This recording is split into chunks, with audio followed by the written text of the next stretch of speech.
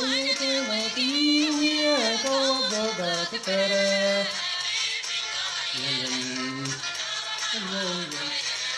mất ai có đi lấy ra đi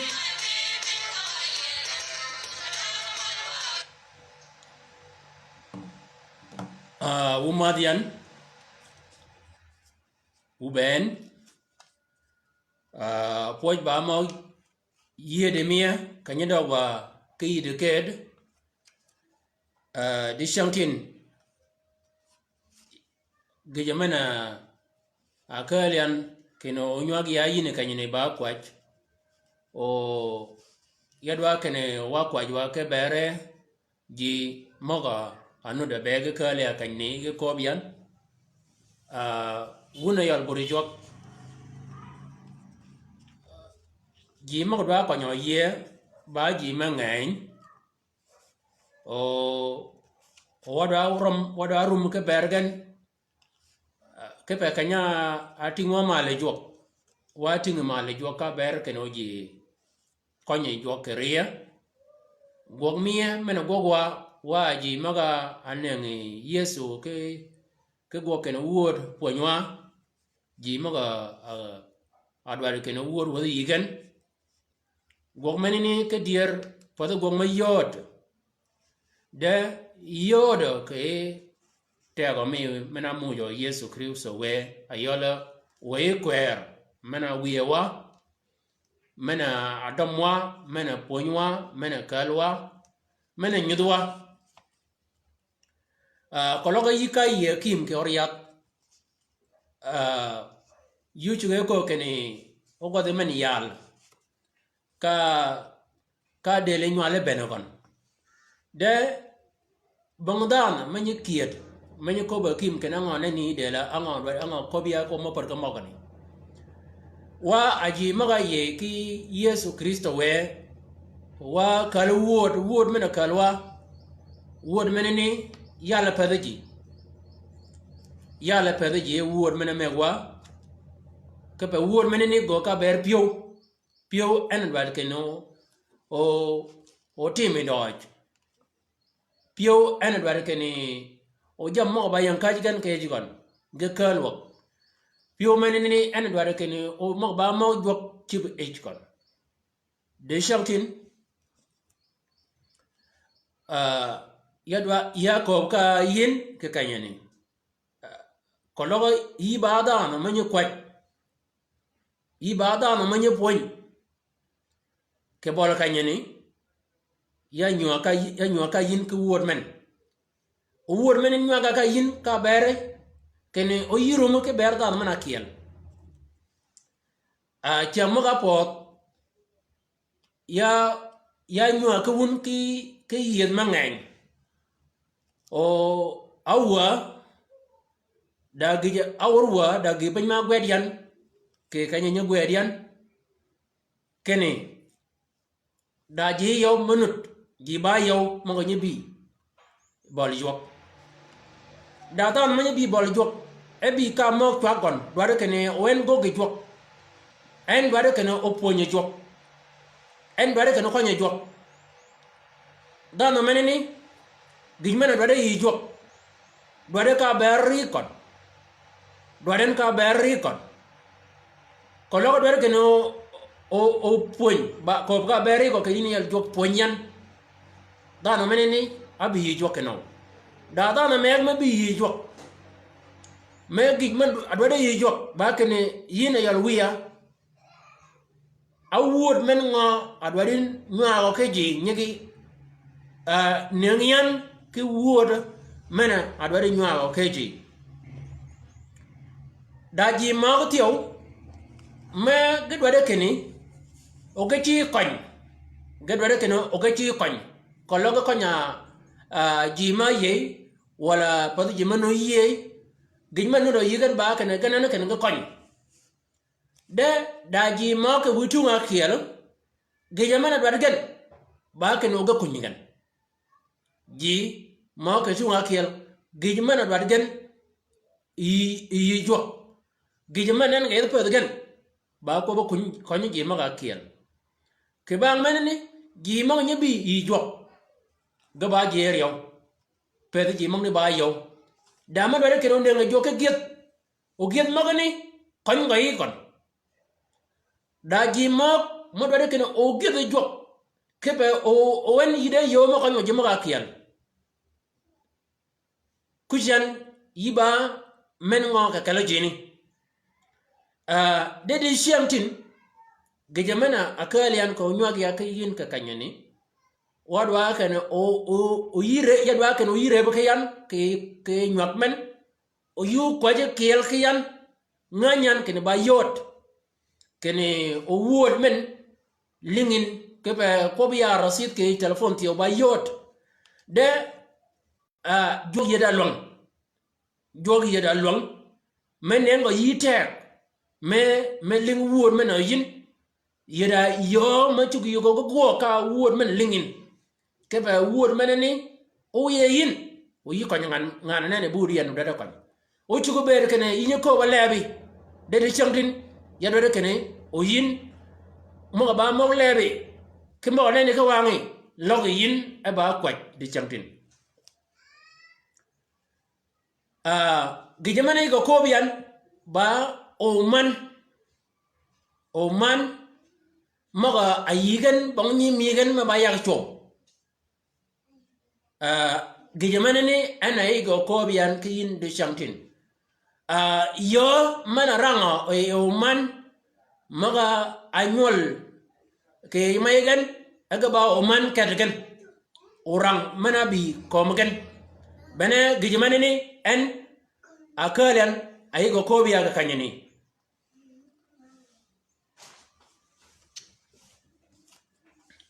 gijamane ni an ay go kobiyan kayin ga kanyani o chuguber kana yiba nyane ni o chuguber kana ba nyemyo o chuguber kana ba nyari ay go kal gijmi go kala ba kama kanyani de gijmana akala gijmane ni ba kane o yin yire ba kayan ke kwaj ke ber nyare menini iye ba yan ke re kwaj ke ber nyim yo menini iye ba yan ke kwaj ke ber ri bene ge jamana akalian ke bol kan anyo ge ke yin ke yi wan mena chola adat ayol kwan sifra adat ke kwan mo nya dadar piarar yow widabi yow o chagi ke ranga kwan mo nyanga tono piar chagi ranga kiel gidi piaru dai kiel bakene dajal duong mega kanyini dajal duong mega kanyini jaleni bong nyagon bong wuer go mo ba nyala jal yeda oman abit jalni gina gogen bakene arum kene ego yele di arum ke yaba ke man mok edwade keno yida nyala jal ma ba wujme jalni ay yaba ki yo ay o mulo ke kalum e jalni go ma nego yo rock mi ko menini ge banya ban go nyol mak mo ba oman banya ban go oman ke pe oman mo ni go yuden kini oman mo ni ga ba mo nyom ga ba mo ke de kalgen o en wi go ja pa jalni ay yaba ki yo kini o kat o yaba ke dajamet o dajamet ni dan man bada ye kon ba ken dan man ngol ba nyala jal jalni ay yaba ke yo mene no jalni annaga ato we kunini o en kanya to wen awe ngol gon o man ga ba piar o man ga ba bit ngol gon ba bit o man bit bong nyal jal ka kalken kanya bene pinye chega pang e jala nyala chola Joshua one kana bige ko ge bi Joshua kini ya Joshua we won annago rock mi gon bak de we won pin mena ba mena ni megi ko lo de bere nen pin mi go ba me gon pin mi gon mena ni megi kel bere nen ni me ka bere we ga mo ji mo go nen di changti ba ke ne pin mi go di chika megi de wona yo la nyol go ren o da pin mi wi won jal dong mena ni oranga nagi ba bona bon gon o man yeda o man bit o bon nyal jal kalgan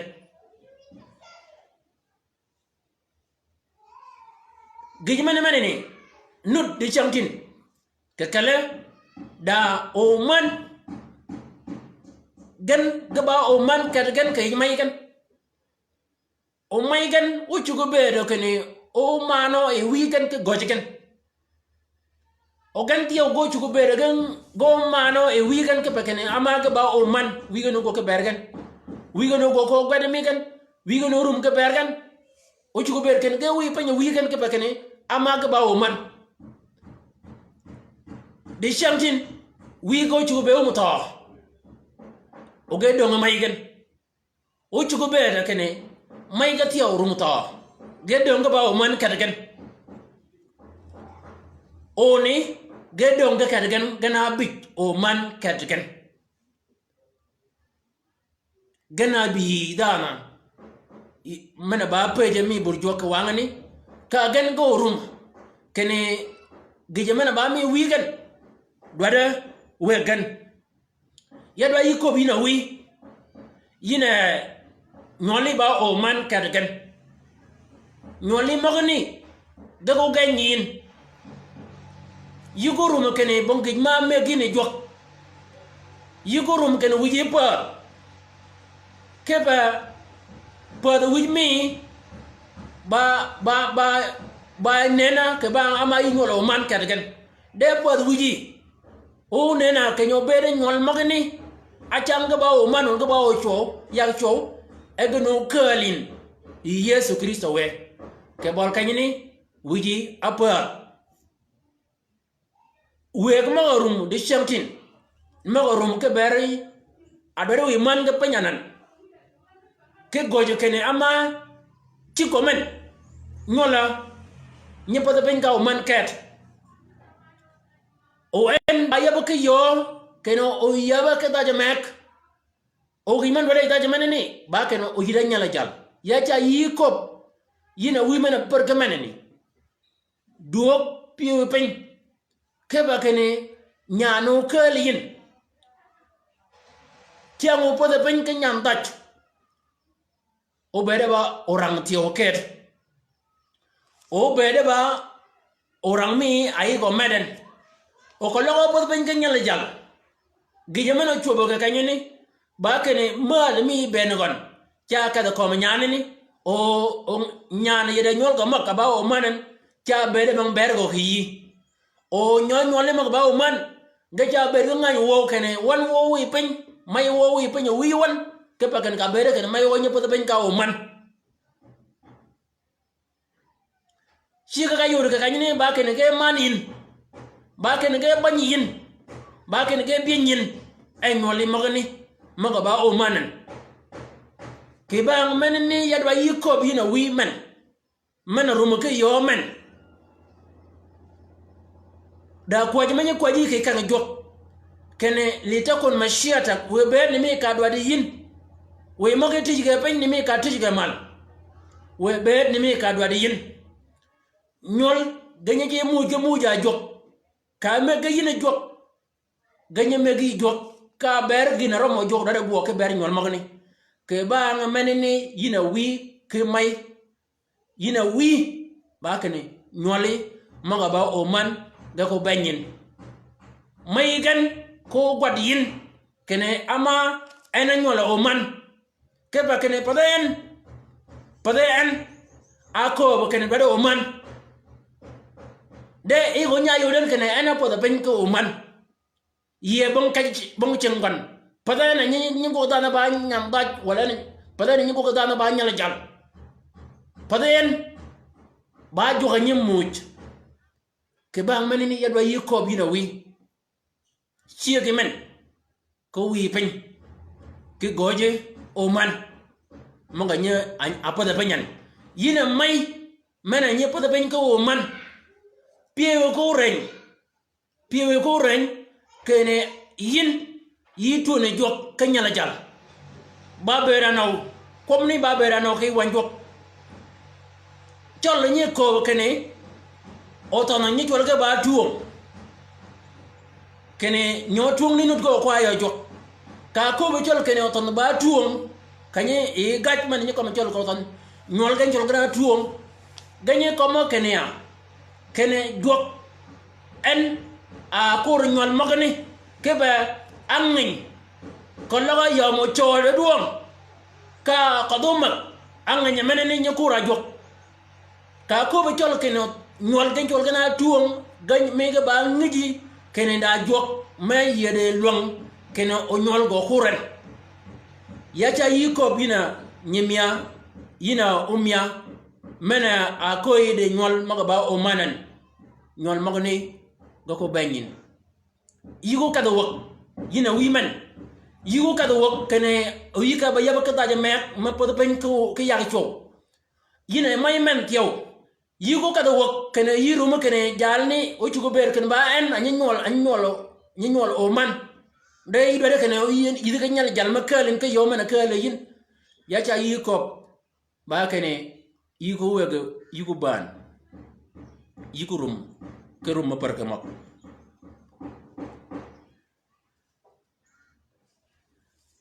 o mana bi wi ga taw may ga taw wanye rango ke wan jala chola lot ke je wan kom ne ga ko biya ke jamai ke ko ber ke ne e duat maga pot ba ke ne jala chola lotan en an tigon apodo man pen kargen bong nyal jala ye jali ni rangwa ke wan e kanya dongen ba kene nyol gon ama go kido kun ma bang jogo cho nyol gon de yaba ke yo ma go gan kene oge nyol gan ke wi gan ka ga mak ka nya jalni yida o mana yow maga be ba o man ge maga mo nyom ge roba panani pana be na jalni wa de o man ma ka de gon o mana yow o maygan aw mo logay jo ba amon mi ba men mi o men ba kene e o ni kanya kal ge weekend kuna kit ge weekend ba kene bongan jale konini e ga yor gen kene weekend adon ba gwer ge wan abuna garshaq وليس في الارض رجل ليدخل علينا كعاد كل الارض علما نسقي ابانا خمرا ونضطجع معه فنوي من ابينا نسلا gina ko bo nyandong e ko bo nyandin ba kene ina yal nyemia wiye na go ba jal dong o kanya berwaen bon ngan jal ma ci wa nyol wa ke kon de gi jaman bero ko ba yin ko go wa ba kene wiye ja ka wa ka mo o go wa e ba jal miya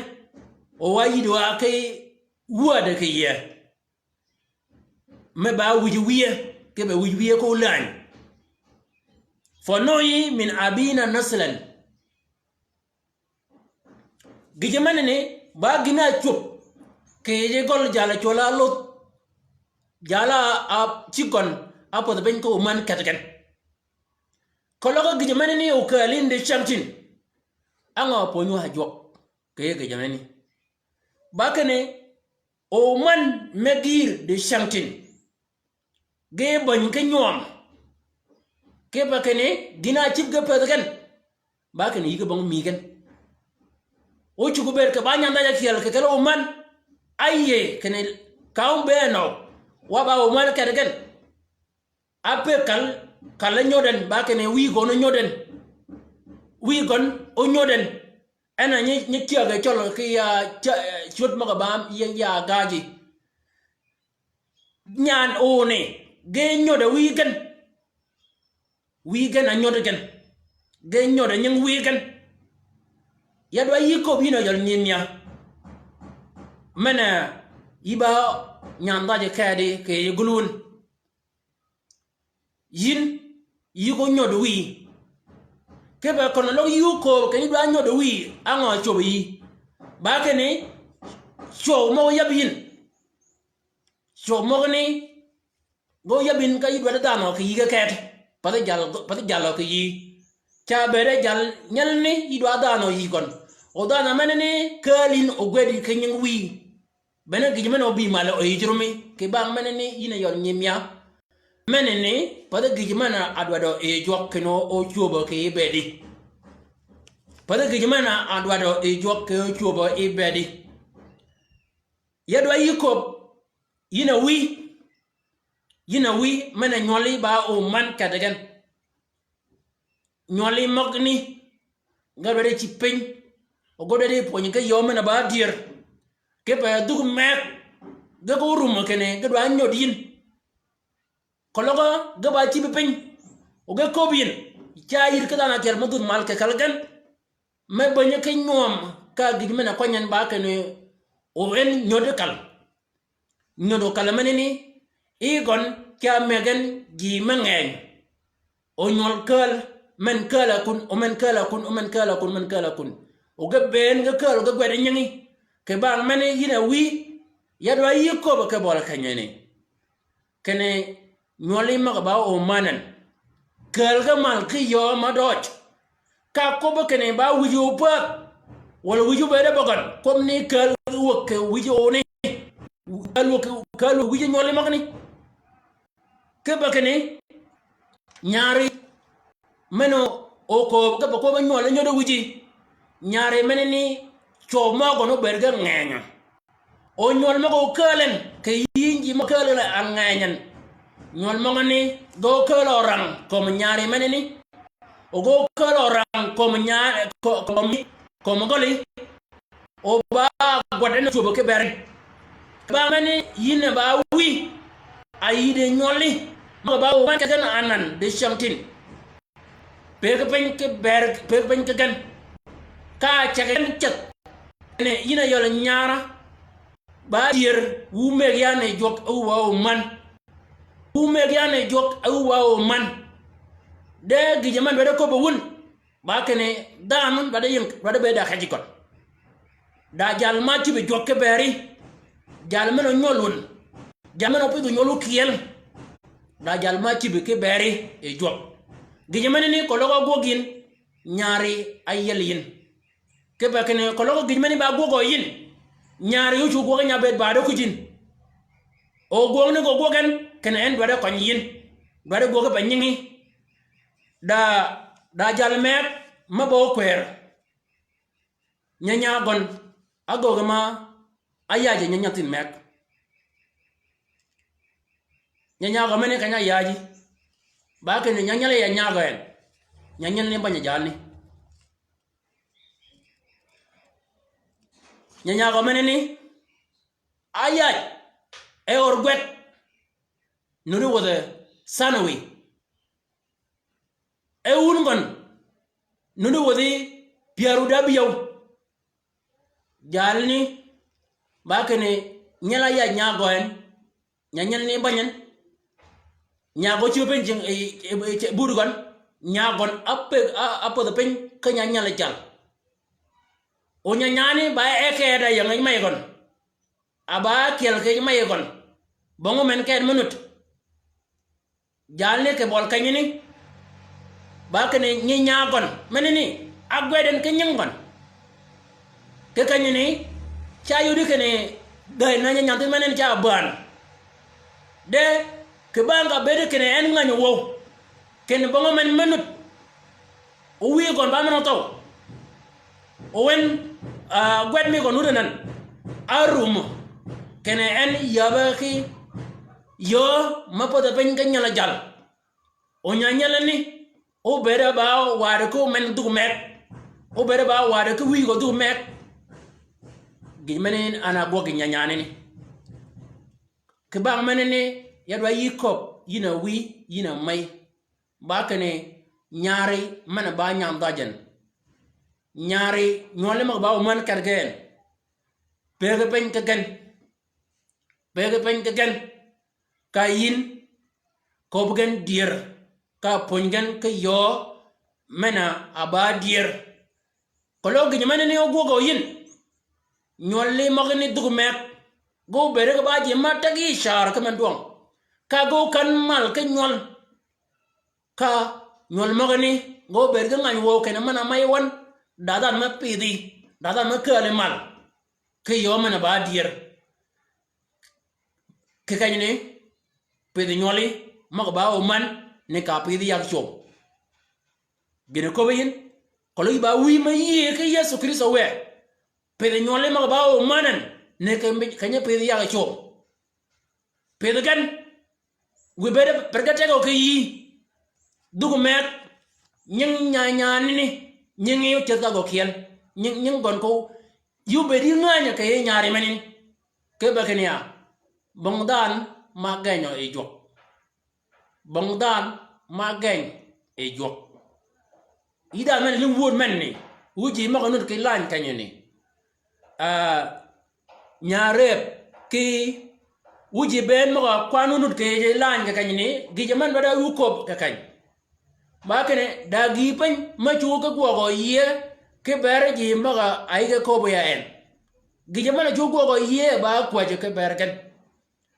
ke ba ga ko wa jok ke bere gan ge ko nywa ko ma ba dier ge ko nywa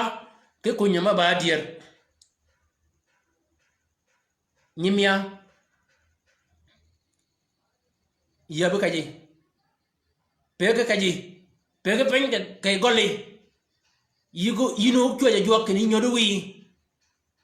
yino chweje jok ni o yibere yina da dukan mana ni beno ji manganya ya cha yi ko bino yon nyimya bere te go yi jok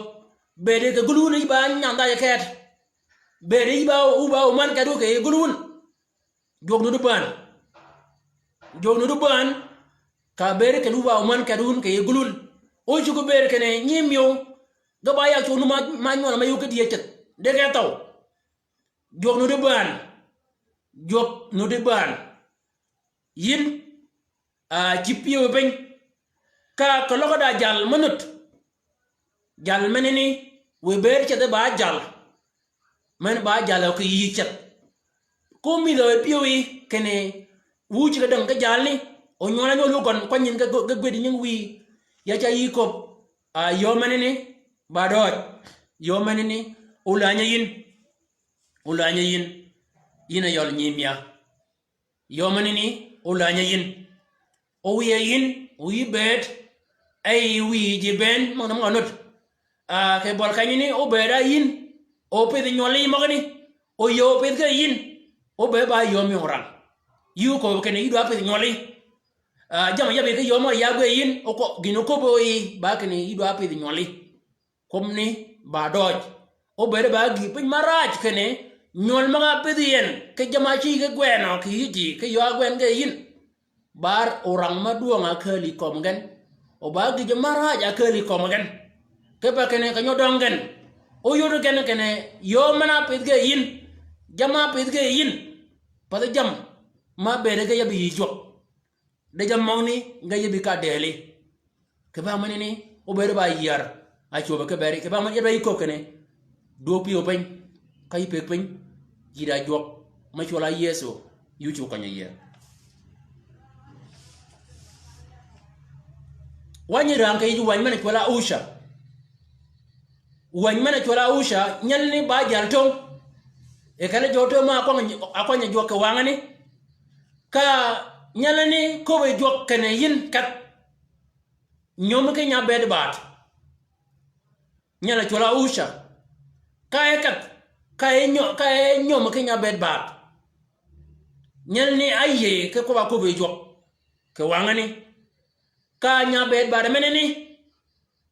poda penki nyola dak nyal jal ke nyan daj ke nyala jal kanyaru me nyol mo ngene nyola nya bed bad menene nya bed bad ro duot akade gol nya bed bad akade kunini nyol mo ngene ge chaga nyinga gaje ben o ma nyola nya bed bad menene ge chak ke nyinga agaji nyala yang mal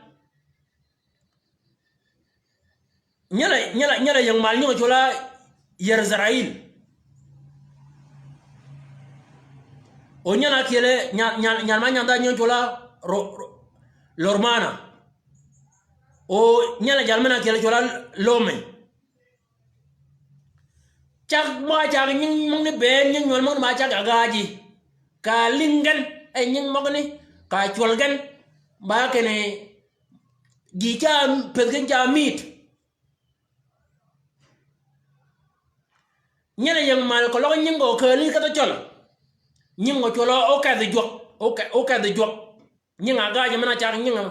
nying nya wa nya bet ba menini nying gon nying nya wa nying ba kai a chak kene nying go cholo o ka de jok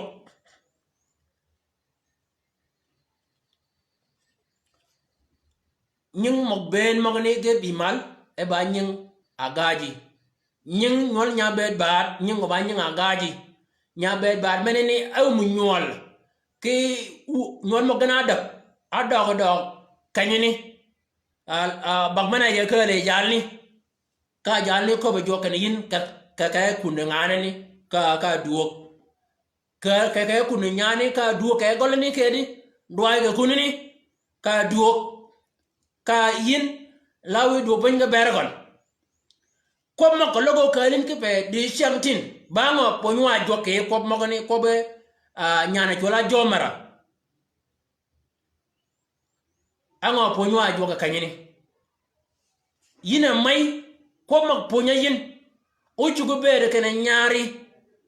nyari ayide ke jal ma kwanyi kaga nyolo ke jal menene o di chamtin jalni awi penyo nyari menene jalni awi pen e nyari menene adog kiele ade yaga ngenyo ke kunini agdog kunini ke geje menene ba orang ke kom nyari menene o menene o ba orang ke komi ke bakene yibe di ngany wow yibe di nganyo ji kene nyari ba nya bed ba o kede nan nyari menene yidi ke dan ma ci bi pen kede nyari men dogo duodo ke chen jal menene ke kanyini gi menene ba orang ke komi ke bang menene yine yaldan mena ling word menene yine may mena ling ko mak dagi pen ma chugu ke go yi ke ber nyari menene mena dale pe pen ngol goen mena adal ke pe pen ke gol goen mena anene kiel bedo ke kiel menene ana lo ye o yira nyol o en nude chike chat nude dema regon owen yira nyigon ngane ni yira nyol adak yag cho yo ke nyanda ya kiel go wiye pen o chugo be di chawtin nyari nut yira nyol gon o nyol go wiye pen o kat be chat o ko la tuje yigon yadwa yi ko bi na may ke bol kanyini yidwa kwa ke jok ke ber nyari menin yadwa yi ko bi na wi menene nyari mo pore menene men ba bol kanya ko bi yin kene yidwa kwa je jok ke ber nyari menin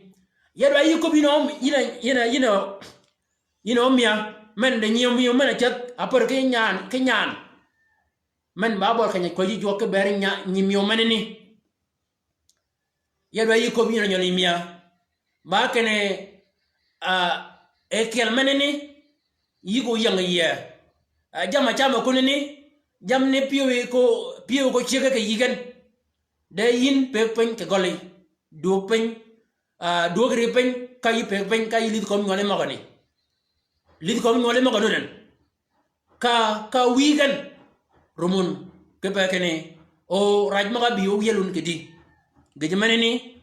ko bawa wuro yal buru joka bol kanyene kene pergotek wa kwaja ke bergi ma perkemak boram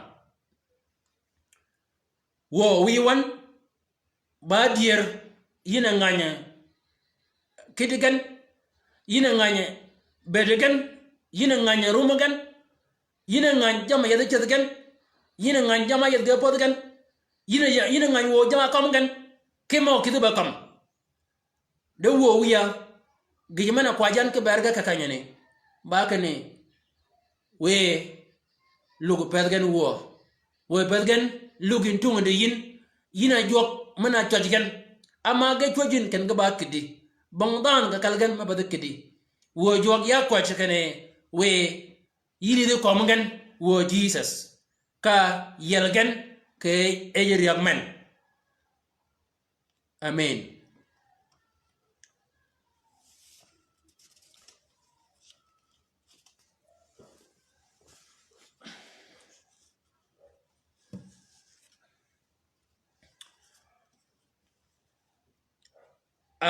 wanyir wa achol wan Jacob kene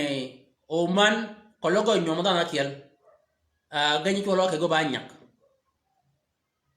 o kede bon cholia darra ka ko be chol kene chola nyak kebe banya na duong ana chi nyago e nyamtin ana chi nyago e nyalani ke nyana kale nyan mana akome chol kene banyak ke kome kene mana nyangat na nyangat nyani kene komo dana meg ka nyani go nyagen ka golni go renyen berinyak ajanga banyi meg ke kale mege kiel ka go banyak ba kene ke bol kanyeni we mana nya jaga ke yinya we mo ngani ke ja jaga ke o ne ga yo ka berinyak mana ni ci ga nyodo cet da o man maga anyom agoga ba man nyala chola Jacob nyana ba nyan duang anjo ko chola Leya o nyana ba nyan tinyo chola Rahil o ne ga yo ben goga ba man Jacob o ga ba nyime mai ge kel wi ge kel anan ge goga ba man dana kel ko mo yuri ke wan mi chak kwan ma ga nyinga da dar pier da o chogi kran kwan mo nyinga ton piaru da bikir piaru da bikel bakene nyana ba nyantin gina gogen bango bakene jala ci be golokon jalli go kiren kene yukat gol nyan duom yugo kat gol nyan duom pege pen ke kala kanyini o nyan duom meneni wango chemen ama mana be duom kamgen ne ba kene changakel e wo nyan duom da gi pen mayuden menyungo ke to bo chola lufa o gi meneni ba ma nye malo e gi ma bin podben e nya tin nya lid gon ama be ke bol kanyi no yid kedan kanya lid gon wo nyan duom ka de gi ni e ka gi ni kwanya yi kon nyan duom kanya lid ke gi wo ro kwany ka len man yang pio gon ka chi ngo ka kom yemen kan yemen go ko be ne kene aghlilun innaka akhas rujli fatakhazina liqa ibni aidan ila nyol nyan gal go la ko nyin ilo kan gi wora tiyo ba nyane ne ko kwanye mananan nyimen min ba nyag mi ko nyimen min lo kene ila yol nyimbi alo ba keno de jiantin we jalni o be goli ka we gi wora min kwanyan manene ba gina chup ke kam o man mo gana yo ga ba nyi mer de ge nyuma jala kel ge go ga ba mon na kel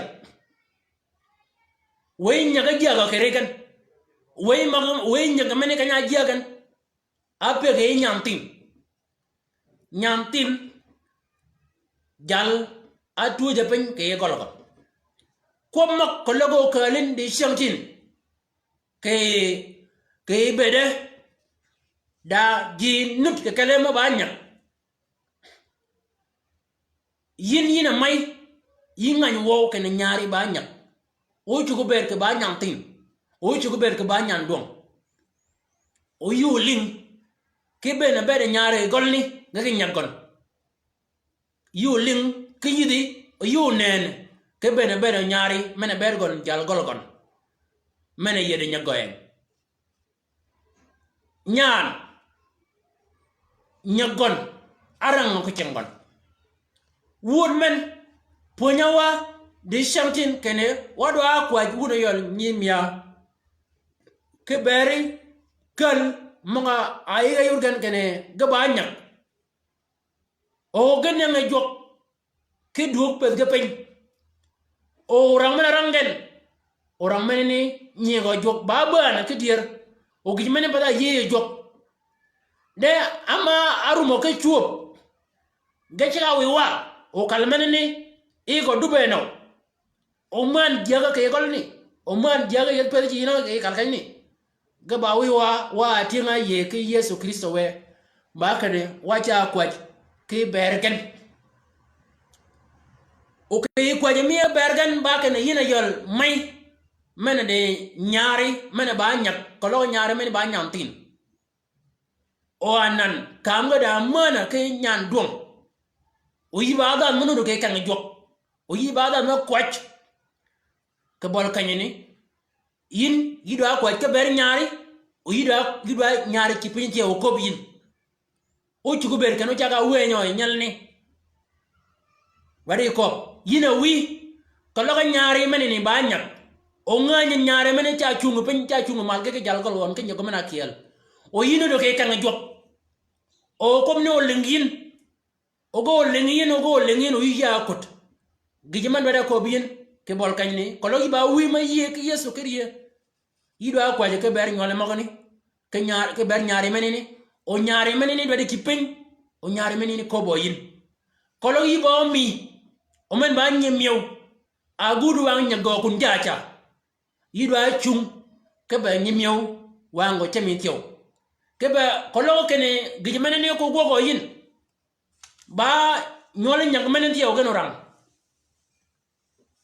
dog jokujin yin yon nyemya mana ba nyak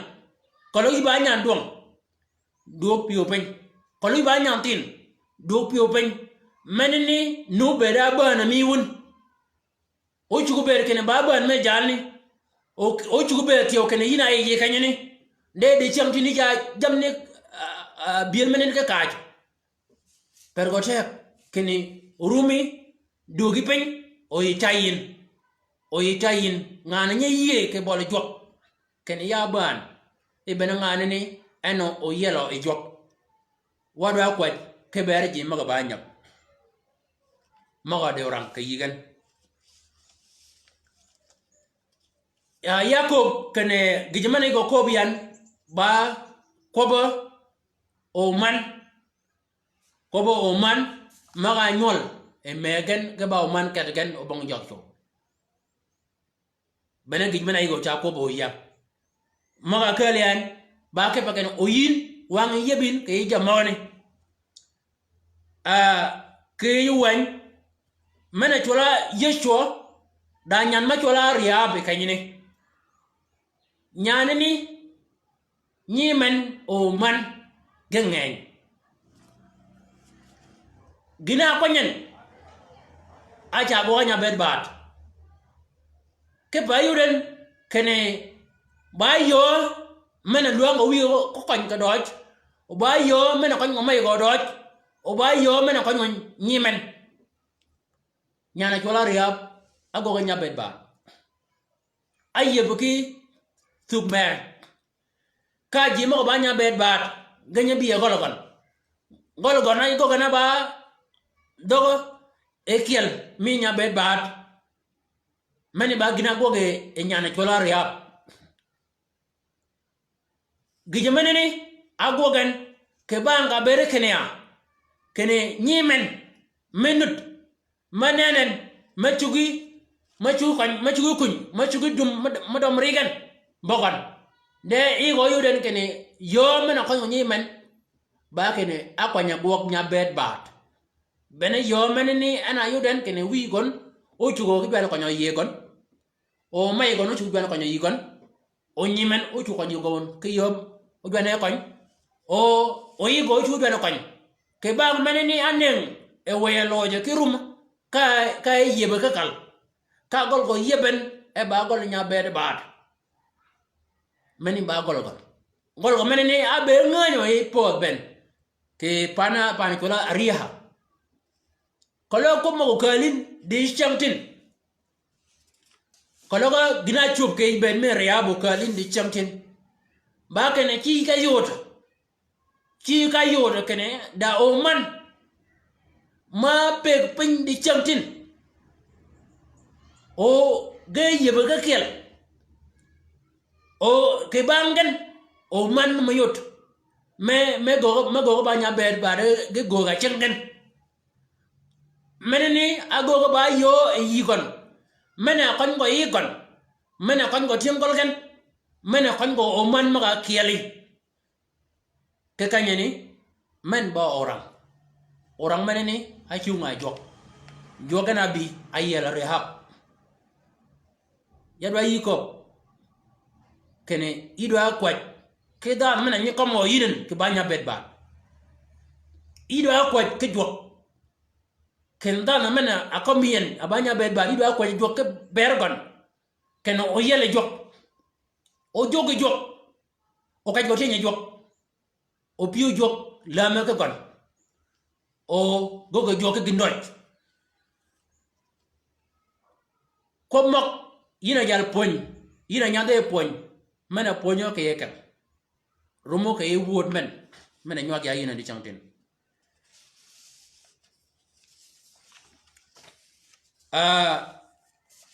kichan da nyan majwala Maryam al-Majdaliya nyana akong Yesu kelit nyana akong Yesu kelit kaduma keto nyani ni abet e banya bet bat o gijimena wi o bere banya bet bat ba kene gaba o man kadgan yigida nyanyal jarakel o nyanyal ni aberatil nyanyal ni ena chola Lazaro nyani ni wigan aberatum to o maygan to gina gogo nyani ni nyuma banyan akwanya gok kene obed e banya bed bat nyane ni kanya bene Yesu bene nyana ayel Yesu ka we abiryo ka ga chiedo Yesu ke yeko we abiyo a chiedo e yeko kanya we mogni chiedo ke yeko gina gogen banga ba kene e mom men nyegin go yeko mo yo met ke mo nyingo yak cho ka kin ngai gon kane mo ni go kelen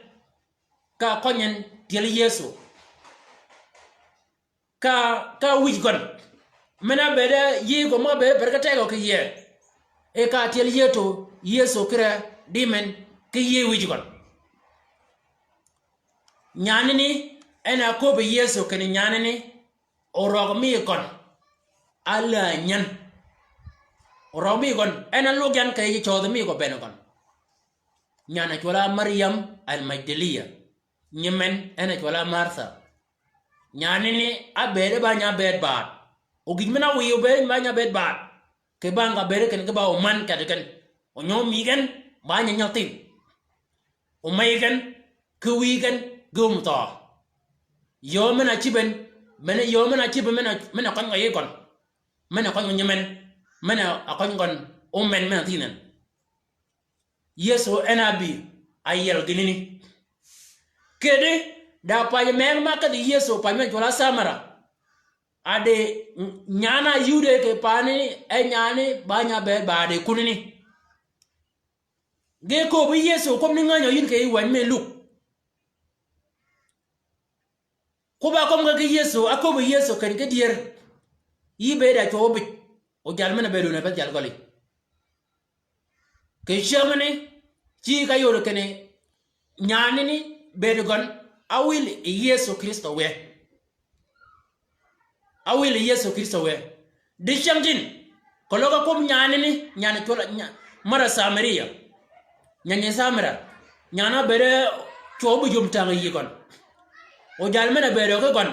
jalni mutang yo e piyo gon ko logo kom no kali di shamjin ko ka yin may mana nyari mana atang chowan o cho mongne kwan nganyin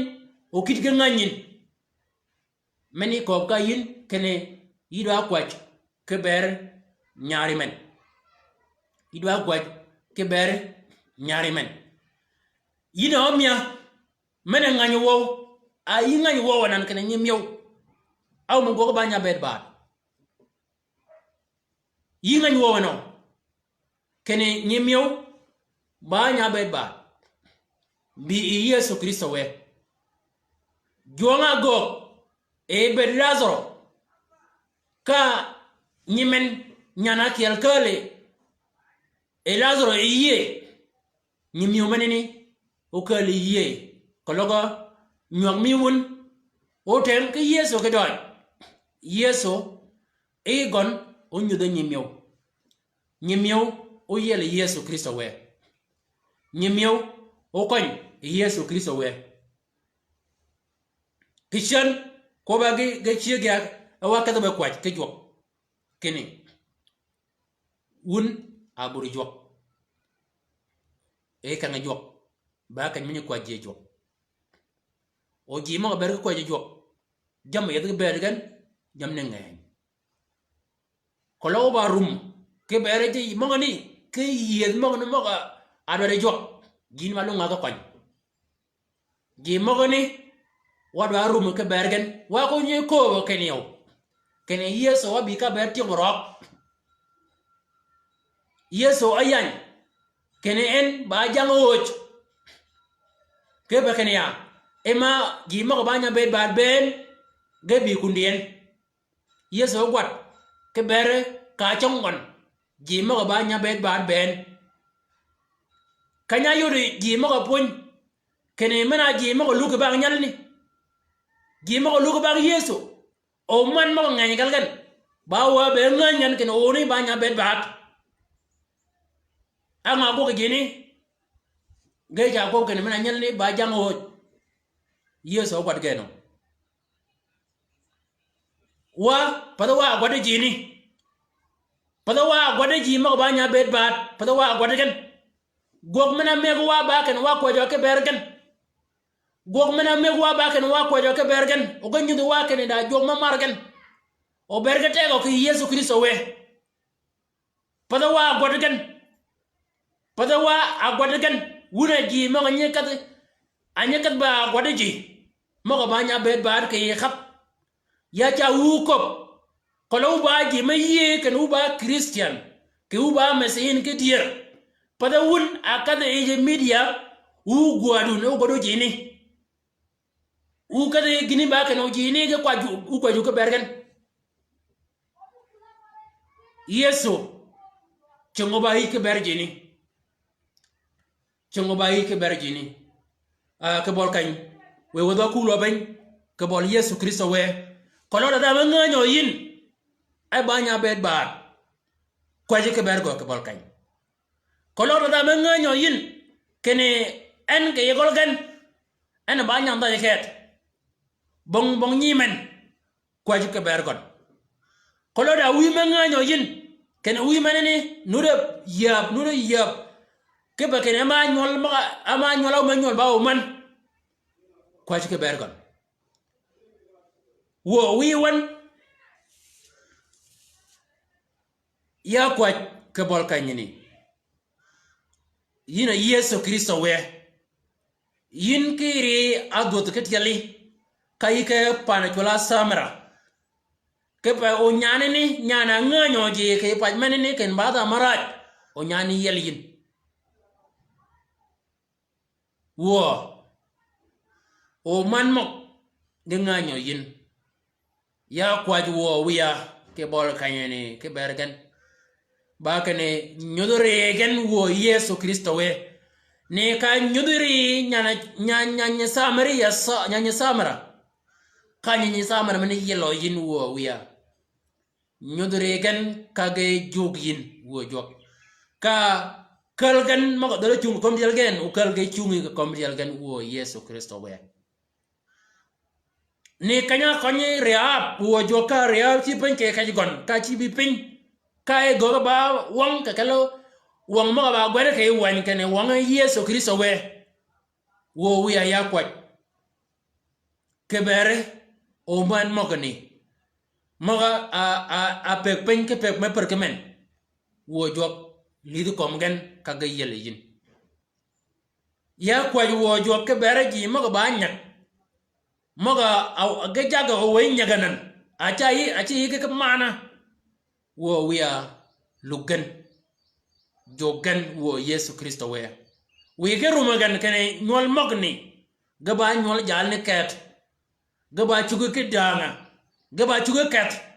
wo wia nengen ke nyol lugan wo jok kawe nyol gen ega yorgan kene gaba nyol wiye kel da joga kalgan mana kwany jal ka jal mina ban ke gologon gijmane ne kana ke man ke piu nyana kel cha ya kwa wiya logo piu gon yeb wangon nyimen mana kuntena mana kumen wo jok nenka yog et ya kwa wo wiya ke bare jogo pon ma pon wo do mi yeb nyingen ke wan mi ke doj wo jok ke bakane wanya mi yiko ken jama gwedo ke yikon ge gwed ka ba ke ba perwan ba berwan ken wo pon ken nyigi maga akal wo mi ke ka pon ge wo mi ban wanye ko ka gan wo Yesu Kristo wanya mi ko ka gan wo Yesu nyudugen ke yo mana chugi ke konyo ama yiko kene kanyo ko mo ko magi bene ko magni geno bolgen bangen ologo yin kai ka go ke e pedo je maga len wona ne meni wona manene ke bang manene wo Yesu Kristo ponyagen nyudugen ke gimana barin o nyudugen ke jima odare kanyo yi wo jog jinye bene kan mi ke chiang kwer ka jinye dog ke jam mogen mo ke ga pagi woni jinye ko won kene biu Yesu wutinga gene je ko won kene biu Yesu wutinga te jam pek da jam mogni banyi longwon ke tong ke nyengen ke bang menini wo Yesu Kristo ya kwaje ke bare nyigi mogo pon nengen ke tong ke pekene mogni wade tong bonga no menye kado e yakim ka nye duoga pio raje yakim nye ko bi yakim ken luny kut ko wako kut ko lunya wak ke pa ma nganya wo ken endo de yelo mani ba yakim ma tuge ko wo wiya ya kwa ke bergi moga anye li wo do mi ka go nye kwani ken ya gana chi gwat ya gana gach wo wiya ya kwa ke bergi ni ba ken lugan ke pa ken word mana megi wan ba word mana yel jama yang pedoji o jam mogni go tongo yin ke de lebon ke bang mani ya kwa wo wiya we nyari mana le word man we you gogo ke bet nyari mana yori gon kene en bade ko nyoyi ke gene bene bede wo wiya we o ko nyin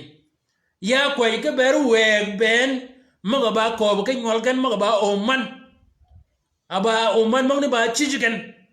ba ga ba ko ke gin o ne ge pe punyanan ken ga ko nyu wegen ga ko nyu megen ga ko ni migen wo lidi kom gan wo Jesus Christ ya kwa ke bare ji mogon o mo ci kwil a kwil nyol gan wo jok go gwado ji ke nyol mo ga kwil gen men wi go yakun men wi go yakun men wi go yakun men wi yakun go gwado ji lebe ji adale ke kud wo jok lebe ji adala ko dolo ko yiken ya kwa wo wiya makane nyudure ken ka nyudure le mago guaren ben kene yiba jok mana bi ke bere ji mago kam ke ba jimaraji uyi go ka ba ko gan jini yelin yiko wo Yesu Kristo we kayino ben ka bere ji mago daji dai bi ka bere ji mago raji wo wiya ko logi mana dol yoro yiwon wo gibalu ngokon ke ba mani wo ya kwaj kene kon nyegi mok kon gan yelgen meg moga akuden adara ko ga nyol gen o nyol ga ba nyak o nyagi nyol gen ci ko rang ci nyol gen o ga dale ko weg moga dale ko ben wo ya kwaj wo wiya ba kane wo we ga ber ga ba ceng mena ko nyin we ga ber ga ba lep mi we ga ber ga ba tiali we ga ber ga ba rumi wo wiya we ga ko nyagan wege ko ngen wo Yesu Kristo we poj ba mogi ka duang ba mi yina jok mana ko kane nyi kwajwan ke bereji ka nyi ko nywan ke domaji ke jamma ga pege mo tirgen wo wiya nyog mana nyog yen wo jok ba ko bu yin kane nyi ko nyoyi won ke ting jam ji mo ko tirgi jamma ga pege nyi ko nyogen ke kel jamma ni bole ji mo ge kala bole wo Yesu Kristo we go ko nyoyin ya kwaju wo wiya ke ber nyol chol ke wore chol mo a kwani social media ba gwado ke yigan wo jok lidu kom gan ka yel gan ka lampiyo ke gan ka nengen ke lep me kom gan ko mo doji ko mo yel ke ba gwat wo wiya ke ba wo jok meneni o be ba yar ma duon ke ber gan dug mek o be ba yar ma duon dug mek wo jok ba ji mo dom gaba ji mo beri da kwargen gaba ji mo beri da nyolgen wo wiya ke bang meneni nyolga mok ne duk ko da god mo bi ke lebgen go kom kene mena gaba nyola leptet may ge bera ne wang wi ge bera ne wang ya kwaj wo wiya kor lebgen ka ko da wod ma ci bi lebgen we bera wore ne ya kom gan wod ma tuk ge ko de fata god yina jonga shwaj poj ba mogi ka dong ba mi ke pe yin anut ago ke bere ji mo roji